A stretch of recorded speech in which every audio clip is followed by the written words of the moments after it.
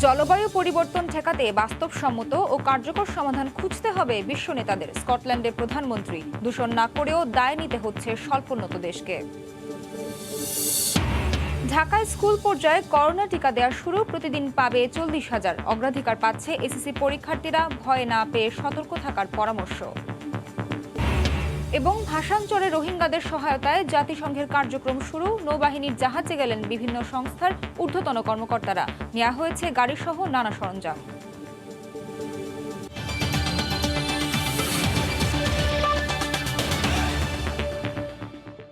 দেখছিলেন শিরোনাম, জনপদের সময়ের সঙ্গে আছি আমি নাবিলা সোহার। জলবায়ু পরিবর্তনে ক্ষতি সামলাতে বাস্তবসম্মত ও কার্যকর সমাধান খুঁজতে বিশ্ব নেতাদের তাগিদ দিয়েছেন প্রধানমন্ত্রী শেখ হাসিনা। তিনি বলেছেন, ভুক্তভোগী দেশগুলোর জন্য জলবায়ু অর্থায়ন নিশ্চিত করতে হবে ধনী দেশগুলোকেই। সোমবার স্কটল্যান্ডে COP26-এর সাইডলাইন বৈঠকে একথা বলেন তিনি। ক্ষতি পুষিয়ে নিতে সবাইকে একযোগে কাজ করার আহ্বান জানান তিনি। এর আগে COP26-এর উদ্বোধনী পর্বে যোগ দিয়েছেন প্রধানমন্ত্রী। জলবায়ু পরিবর্তন বিষয়ক শীর্ষ সম্মেলন বা COP26-এ বাংলাদেশের প্রতিনিধিত্ব করছেন প্রধানমন্ত্রী শেখ হাসিনা। এই প্ল্যাটফর্মে ক্লাইমেট ভালনারেবল ফোরাম বা ভুক্তভোগী দেশগুলোরও নেতৃত্ব দিচ্ছেন সিভিএফ প্রেসিডেন্ট শেখ হাসিনা। গ্লাসগোতে স্থানীয় সময় সোমবার সকালে সম্মেলনের উদ্বোধনী পর্বে যোগ দেন প্রধানমন্ত্রী। এ সময় তাকে স্বাগত জানান ব্রিটিশ প্রধানমন্ত্রী বরিস জনসন ও জাতিসংঘ মহাসচিব অ্যান্তনিও গুতেরেস। পরে ক্লাইমেট ভালনারেবল ফোরাম ও কমনওয়েলথ আয়োজিত ক্লাইমেট প্রসপারিটি পার্টনারশিপ শীর্ষক উচ্চ পর্যায়ের সাইডলাইন বৈঠকে অংশ নেন শেখ হাসিনা। কমনওয়েলথ মহাসচিব প্যাট্রিসিয়া স্কটল্যান্ড সহ বিশিষ্ট নেতাদের উপস্থিতিতে প্রধানমন্ত্রী বলেন, জলবায়ু পরিবর্তন ঠেকাতে বাস্তবসম্মত ও কার্যকর সমাধান খুঁজতে হবে বিশ্ব নেতাদের। Climate change is a global and cross-border issue now. No country is immune from these grave consequences. We have to take urgent and decisive action to save our planet and our future generation. তার দাবি, Paris চুক্তি অনুযায়ী বরাদ্দ করা জলবায়ু অর্থায়নও নিশ্চিত করতে হবে দাতা গোষ্ঠীদের। Despite our vulnerabilities and resource constraints, we have adopted exemplary initiative to tackle climate change. Our common position can help us in securing the annual $100 billion for climate financing by the developed countries for the developing countries. এই সভায় শেখ হাসিনা সাফ জানিয়েছেন, বাংলাদেশ সহ climate vulnerable ফোরামের 48টি সদস্য দেশ গোটা বিশ্বের মাত্র 5% কার্বন নিঃসরণ করছে। অথচ জলবায়ু ক্ষতির মুখে থেকেও জীবন ও জীবিকায় ব্যাপক হুমকির মুখে এই দেশগুলোই সব দেশ। দেবাশিস রায়, সময় সংবাদ। অন্য প্রসঙ্গ, প্রতীক্ষার পালা শেষ। আনুষ্ঠানিকভাবে ঢাকায় স্কুল পর্যায়ে শুরু হলো করোনার টিকা দেয়া। প্রথম দিনই 12 থেকে 17 বছর বয়সী শিশুরা পেল ভ্যাকসিন। কাল থেকে দেয়া হবে আরও 7টি কেন্দ্রে। প্রতিটিতে 5,000 করে একদিনে টিকা পাবে 40,000 কোমলমতি শিক্ষার্থী। কর্মসূচির উদ্বোধন করে শিক্ষামন্ত্রী জানান, অগ্রাধিকার পাবে এসএসসি ও এইচএসসি পরীক্ষার্থীরা। অবশেষে দীর্ঘ প্রতীক্ষার অবসান। পরীক্ষামূলক কাল পেরিয়ে আনুষ্ঠানিকভাবে করোনা টিকার আওতায় এলো দেশের ক্ষুদে নাগরিকরা। সোমবার সকালে রাজধানীর মতিঝিল আইডিয়াল স্কুল অ্যান্ড কলেজে আনুষ্ঠানিক এই কার্যক্রমের উদ্বোধন করেন শিক্ষা ও স্বাস্থ্যমন্ত্রী। টিকা পাওয়ার পর খুশির জোয়ারে ভাসে শিক্ষার্থীরা। বিড়ম্বনা ছাড়াই আমি প্রতিষ্ঠান প্রাঙ্গণেই টিকাটা গ্রহণ করতে পেরেছি। এখন আর আসতে ভীতিটা কাজ করবে না, নিজেকে সুরক্ষিত মনে করছি। টিকা দিয়ে আমরা কিন্তু সুরক্ষিত, কিন্তু আমাদের স্বাস্থ্যবিধি মেনে চলতে হবে, মাস্ক পরিধান করতে হবে। অন্যদিকে বাড়ির ছোট্ট সদস্যটিকে টিকার আওতায় আনতে পেরে অভিভাবকেরাও যেন অনেকটাই শঙ্কামুক্ত। আমি আমার হাজবেন্ড যখন টিকা দিছি, তারপরে আমার বাচ্চাটা নিয়ে ভয় ছিল, এখন ওই বইটা কেটে গেছে। সরকারকে ধন্যবাদ, আমাদের বাচ্চারা স্কুলে এতদিন আসতে পারেনি, তারা বাসায় অসুস্থ হয়ে যাচ্ছিল। আনুষ্ঠানিক এই কার্যক্রমের উদ্বোধনী অনুষ্ঠানে উপস্থিত হয়ে বাংলাদেশ সরকারের টিকা কার্যক্রমের প্রশংসা করেন বেশ কয়েকটি দেশের রাষ্ট্রদূত সহ আন্তর্জাতিক সংস্থার প্রতিনিধিরা। পর্যায়ক্রমে সারা দেশের শিশুরা এই কার্যক্রমে অন্তর্ভুক্ত হবে বলে জানান স্বাস্থ্যমন্ত্রী। ছাত্রছাত্রীদের টিকা দিতে 3 কোটি টিকা লাগবে। আমাদের 2 কোটি প্রায় অলরেডি আমাদের কনফার্ম। প্রাথমিক পর্যায়ে সব জেলায় ফাইজার টিকা আমাদের স্কুলের ছেলে মেয়েদেরকে দেওয়া হবে এবং পারলে আমরা একটা উপজেলা পর্যায়েও আমরা পর্যায়ক্রমে নিয়ে যাব। টিকা গ্রহণ করলেও প্রতিটি শিক্ষার্থীকে স্বাস্থ্যবিধি মেনে চলার আহ্বান জানিয়ে শিক্ষামন্ত্রী বলেন, টিকাদান প্রক্রিয়ায় অগ্রাধিকার পাবেন পরীক্ষার্থীরা। সব পরীক্ষার্থীকে পরীক্ষার আগে দিয়ে দিতে পারবো এই নিশ্চয়তা কিন্তু আমরা এখন দিতে পারছি না। হ্যাঁ, কিন্তু আমরা চেষ্টা করব যে তাদেরকে আগে দিয়ে দেবেন। মঙ্গলবার থেকে রাজধানীর 8টি কেন্দ্রের প্রতিটিতে 5,000 করে প্রতিদিন টিকা নিতে পারবে 40,000 শিক্ষার্থী।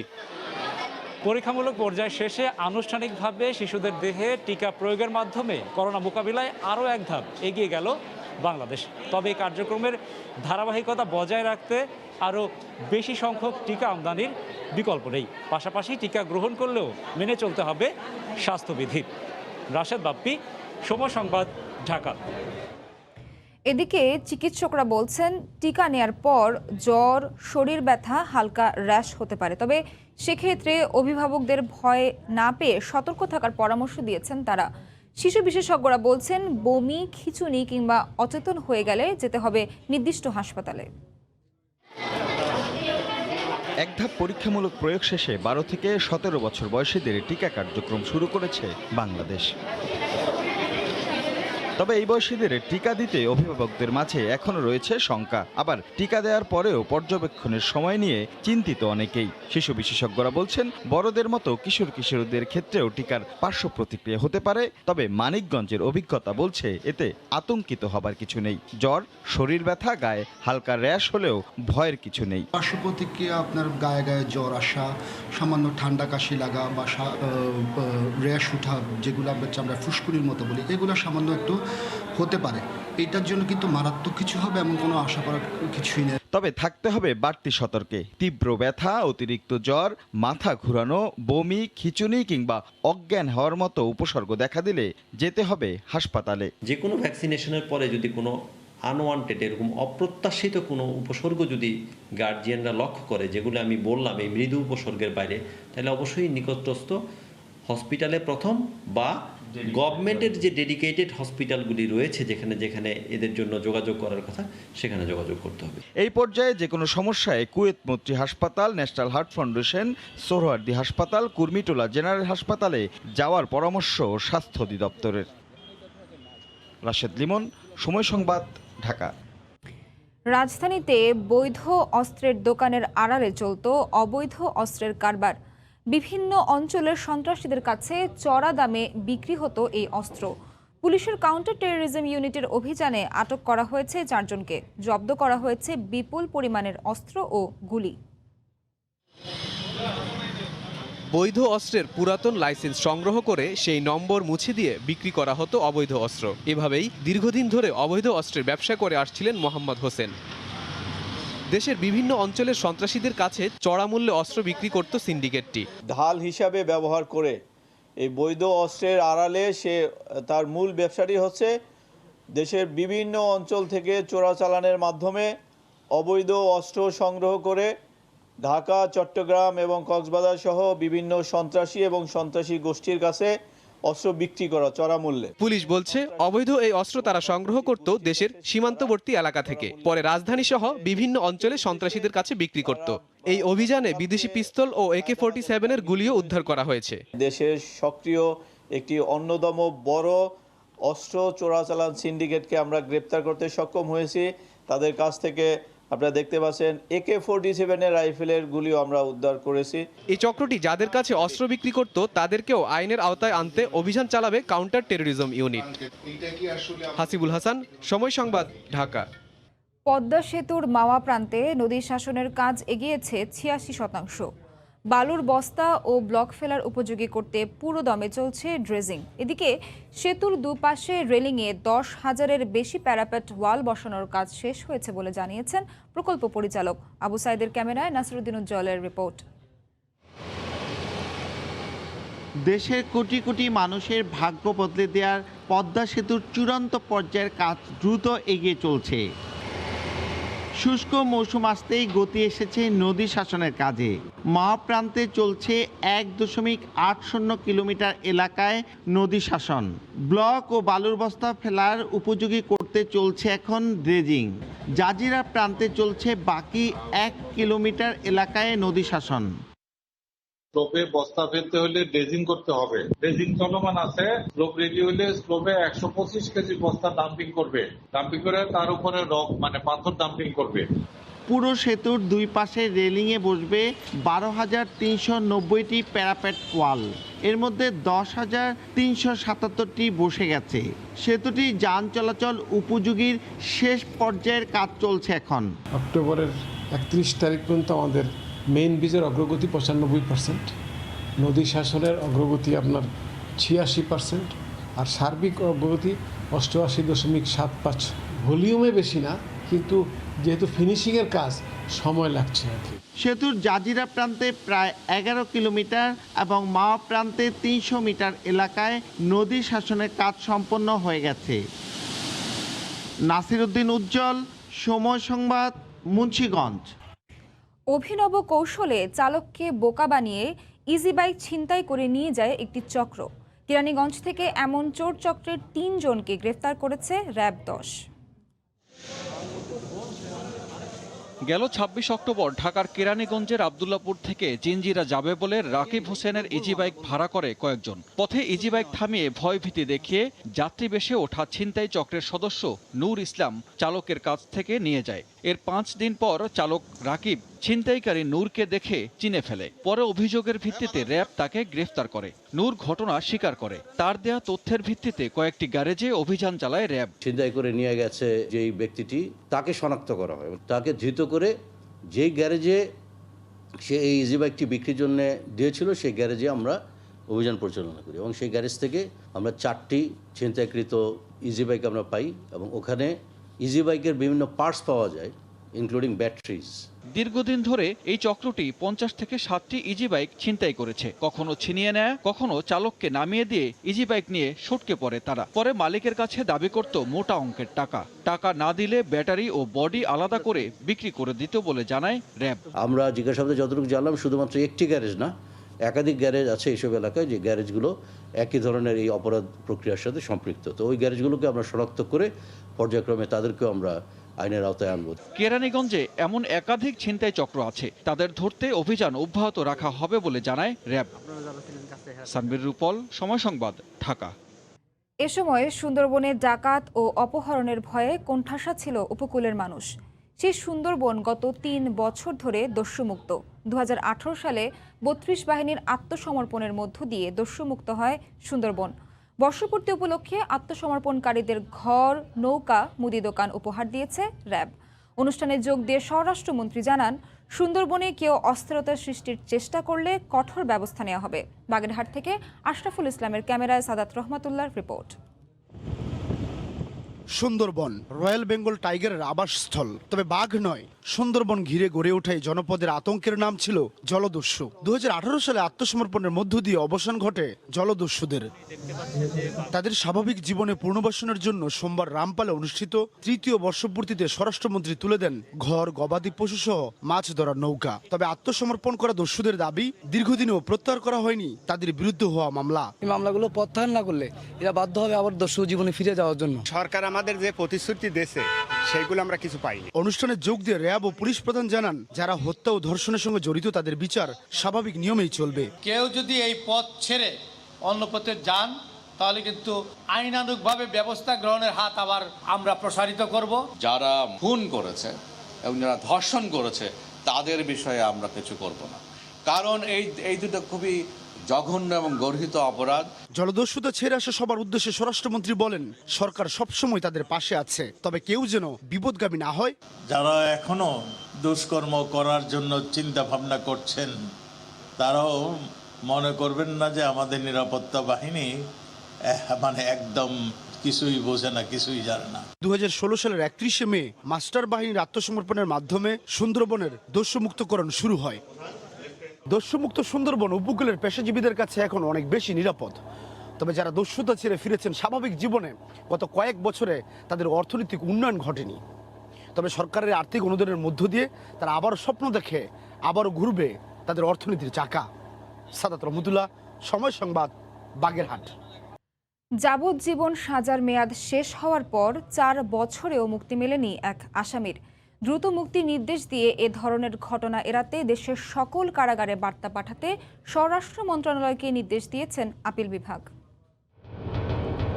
মামলা নাম্বার 10, সময় 12 জুন 1995। 2002 সালে একটি হত্যা মামলায় মৃত্যুদণ্ড হয় ইউনুস আলীর। 2005 সালে তার মৃত্যুদণ্ড কমিয়ে যাবজ্জীবন কারাদণ্ড দেন উচ্চ আদালত। কিন্তু 16 বছরেও এই মামলায় আর আপিল করেননি অসহায় ইউনুস। 4400 দিন পর এসে শুনানি হলো প্রধান বিচারপতির বেঞ্চে, যখন তার যাবজ্জীবন সাজা খাটাও শেষ হয়ে গেছে। বিচারের সময় যতদিন সে হাজতবাস করবে, সে হাজতবাস তার সাজা থেকে বাদ যাবে। এই ক্ষেত্রে তার রায়ে এই 35 এই সেকশনটি উল্লেখ করা হয়েছিল না। অলরেডি আপনার 26 বছর পার হয়ে গিয়েছে ক্যালেন্ডার অনুযায়ী, এবং জেল কোড অনুযায়ী 34 বছর, আমরা 34 বছর তার খাটা হয়ে গিয়েছে। যাবজ্জীবন সাজার মেয়াদ 30 বছর। জেল কোড অনুযায়ী রেয়াত মিললে সেই সাজা গিয়ে দাঁড়ায় 22.5 বছরে। সেই হিসেবে প্রায় 4.5 বছর সাজা বেশি খেটেছেন ইউনুস আলী। এমন ঘটনা যেন আর না ঘটে, সেই কারণে সারা দেশের কারাগারগুলোতে স্বরাষ্ট্র মন্ত্রণালয়ের মাধ্যমে জরুরি বার্তা পাঠাতে বললেন প্রধান বিচারপতির নেতৃত্বাধীন বেঞ্চ। এর ফলে অনেক আসামি তারা বেরিয়ে যেতে পারবে, যার জীবনের অনেক সময় জেলখানায় থেকে ধুকে মরছে, তারা বেরিয়ে যেতে পারবে। ইউনুস আলীর বিরুদ্ধে দ্রুত কারাবিধির হিসেব নিকেশ করে মুক্তির নির্দেশও দিয়েছেন দেশের সর্বোচ্চ আদালত। রায়ের নথিও দ্রুত পাঠাতে বলা হয়েছে কারাগারে। আফজাল হোসেন, সময় সংবাদ, ঢাকা। বহুল আলোচিত ভাসানচরে অবস্থানরত 18,500 রোহিঙ্গাকে মানবিক সহায়তায় কার্যক্রম শুরু করেছে জাতিসংঘ।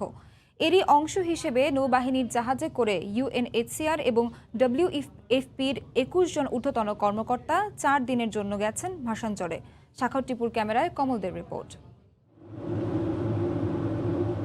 সোমবার সকালে নৌবাহিনীর জাহাজ ডলফিনে তোলা হয় জাতিসংঘের বিভিন্ন সংস্থার 4টি গাড়ি। এরপর একে একে জাহাজে উঠে আসেন 21 জন কর্মকর্তা। মূলত গত 9 অক্টোবর বাংলাদেশের ত্রাণ ও দুর্যোগ ব্যবস্থাপনা মন্ত্রণালয়ের সঙ্গে UNHCR এর সম্পাদিত চুক্তির আলোকে তাদের এই ভাসানচরে আসা। কক্সবাজারের টেকনাফ এবং উখিয়ায় অবস্থানরত রোহিঙ্গাদের জাতিসংঘ মানবিক সহায়তা দিল। ভাসানচর নিয়ে তাদের অনীহা ছিল, তবে শেষ পর্যন্ত তারা ভাসানচরে যাওয়ায় স্বস্তি ফিরছে বাংলাদেশের শরণার্থী বিষয়ক কমিশনে। ওনারা আসবেন, ওনারা আমাদের মতো কন্ট্রিবিউশন করবেন, সেটা ওনারা নির্ধারণ করবেন যে কোন লেভেলে ওনারা আমাদের কীভাবে হেল্প করতে পারেন। তবে সব সেক্টরে আমরা চাইবো ওনাদের প্রেজেন্সটা যেন থাকে। জাতিসংঘের এই প্রতিনিধি দলটি আগামী 4 নভেম্বর পর্যন্ত ভাসানচরে অবস্থান করে রোহিঙ্গাদের সহায়তার পরিকল্পনা করবেন। পরবর্তীতে তাদের পরিকল্পনা অনুযায়ী ব্যবস্থা নেবে জাতিসংঘ। রোহিঙ্গাদের মূল যেই ফুড এবং নন ফুডের বাইরে আরও অতিরিক্ত কী কী ডিমান্ড আছে, স্পেশালি ওয়াশ, স্যানিটেশন, আপনার নিউট্রিশন, হেলথ, হাইজিন, এগুলোর উপরে কাজ করবেন। 1 লাখ রোহিঙ্গার জন্য উন্নত মানের আবাসন ব্যবস্থা রয়েছে এই ভাসানচরে। তবে গত প্রায় 1 বছর জাতিসংঘ সহায়তা না দিলেও বাংলাদেশি এনজিওগুলো তাদের সহায়তা করে আসছে। জাতিসংঘের এই প্রতিনিধি দল ফিরে গিয়ে রিপোর্ট দিবে কিভাবে তাদের সাহায্য এবং সহযোগিতা করা যায়। এরপরই পূর্ণাঙ্গ সাহায্য সহযোগিতা শুরু হবে ভাসানচরে অবস্থানরত রোহিঙ্গাদের। নোয়াখালীর ভাসানচর থেকে কমল দে, সময় সংবাদ। করোনার ধাক্কা সামলে ধীরে ধীরে ডানা মেলছে বিমান।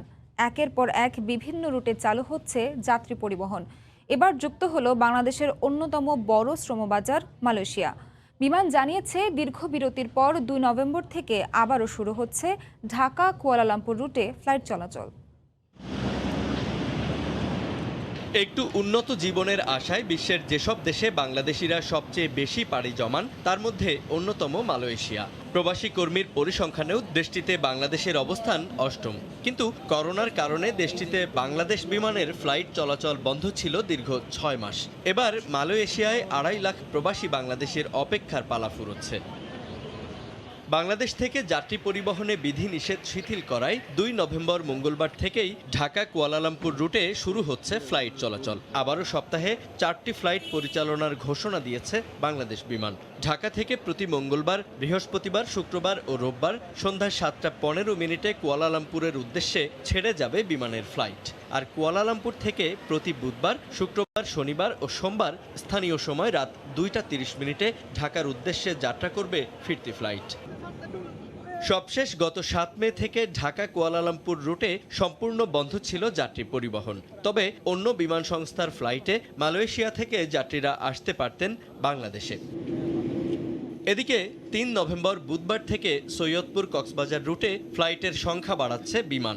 সপ্তাহে একদিনের পরিবর্তে সৈয়দপুর থেকে প্রতি বুধবার ও বৃহস্পতিবার সকাল 10টা 20 মিনিটে কক্সবাজারের উদ্দেশ্যে ছেড়ে যাবে ফ্লাইট এবং কক্সবাজার থেকে প্রতি শনি ও রোববার দুপুর 2টায় সৈয়দপুরের উদ্দেশ্যে কক্সবাজার ছাড়বে বিমানের ফ্লাইট।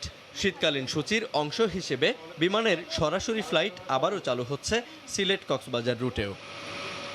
জুবাইর ফয়সাল, সময় সংবাদ, ঢাকা। পয়ঃবর্জ্যে সয়লাব সিটি কর্পোরেশনের নতুন ওয়ার্ড নূরের চালা। সারা বছর পানির নিচে থাকে এলাকার বেশিরভাগ সড়ক। বসবাসের অনুপযোগী বহু মানুষ এরই মধ্যে এলাকা ছেড়েছেন। সিটি কর্পোরেশনের সঙ্গে যুক্ত হলেও নেই কোনো নাগরিক সুবিধা। এদিকে স্থানীয় জনপ্রতিনিধির দাবি, বরাদ্দ জটিলতায় আটকে গেছে উন্নয়ন। নুরুল আলম নয়নের তোলা ছবিতে সাদাত রহমতুল্লাহর রিপোর্ট। ভাটারা থানার নূরের চালা খিলবাড়ির টেক পূর্ব পশ্চিম এলাকা নিয়ে ডিএনসিসির উন্নয়ন বঞ্চিত 39 নম্বর ওয়ার্ড। পাশেই অভিজাত এলাকা গুলশান। পয়ঃবর্জ্যে সয়লাব সিটি কর্পোরেশনের নতুন এই ওয়ার্ড। সারা বছর পানির নিচে থাকে এলাকার সিংহভাগ সড়ক। সিটি কর্পোরেশনে যুক্ত হলেও নেই নাগরিক কোনো সুবিধা। 5 লাখ মানুষের এই এলাকায় বারবার শুধুই মিলেছে উন্নয়নের আশ্বাস। বসবাসের অনুপযোগী বহু মানুষ এরই মধ্যে এলাকা ছেড়েছেন। আগে হইছে মনে জ্বালা হেরা থাকে নূরে চালা, আমগো হইছে মনে জ্বালা আমরা নূরে চালাই থাকতে হইব। সিটি কর্পোরেশন আসার পরের থেকে আমাদের আরো অবনতি হয়েছে, উন্নতি হয় নাই। হালকা একটু বৃষ্টি হলে সুয়ারেজ লাইনে ময়লা উঠে বেশি যায়। পানি উঠে আমাদের স্কুল ড্রেস পরে স্কুল ড্রেস নষ্ট হয়ে যায়, তাহলে আবার বাসায় যেয়ে চেঞ্জ করে আসতে হয়। প্রতিটা বাড়িতে রুমগুলা খালি হইতেছে আর মানুষ যাইতে গেলেই পড়ে যায়। বিউটি পার্লার আছে কিন্তু কোনো প্রবেশ পথ নেই। যারা খুলে বসেছেন ব্যবসা প্রতিষ্ঠান তাদের দোকানেও দেখা নেই ক্রেতার। এসব অভিযোগের তীর স্থানীয় কাউন্সিলরের দিকে। পার্লারে এইভাবে আর কেউ আসে না। আগে 2-1 যা রিক্সা করে আসতো, এখন তারা ভয়তেও রিক্সা উঠে না। বাসের সাপ উনিই তো আমাদের এখানে কোনোদিন একদিনে চুপি দিয়েও দেখে না যে আমরা কোন পরিস্থিতি আছি। তবে স্থানীয় কাউন্সিলরের দাবি, বরাদ্দ না থাকায় উন্নয়ন হচ্ছে না নতুন ওয়ার্ডগুলোর। নভেম্বরের শেষে এলাকার যে প্রধান রাস্তা, বিশেষ করে কবরস্থান থেকে একেবারে ভোটঘাট পর্যন্ত কাজ শুরু হয়ে যাবে। সোয়ারেজের কোনো ড্রেন নয়, নেই কোনো অতিবৃষ্টি। তবুও নূরের চালা এলাকার প্রধান সড়ক বছরের পর বছর থাকে পানির নিচে। এটি ঢাকার নতুন সিটি কর্পোরেশনের এলাকা। গত কয়েক বছরে লাগেনি এতটুকু উন্নয়নের ছোঁয়া। দুর্ভোগে এলাকার মানুষের নিত্যসঙ্গী। এলাকার মানুষের প্রধান দাবি, দ্রুত যেন সংস্কারের উদ্যোগ নেয় সিটি কর্পোরেশন। সাদাত রহমতুল্লাহ, সময় সংবাদ, ঢাকা।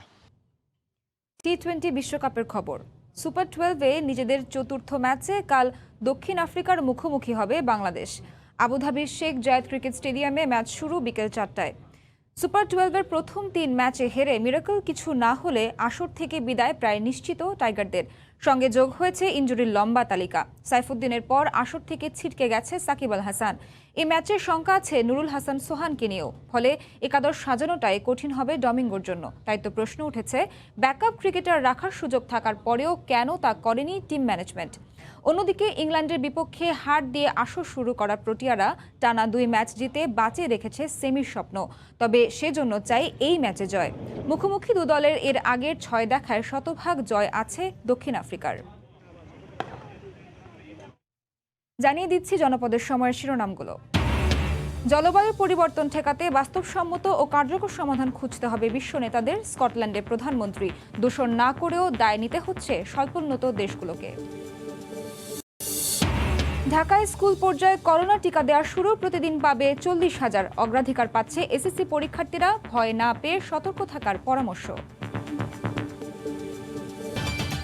এ ছিল জনপদের সময়ে, সঙ্গে থাকুন সময়।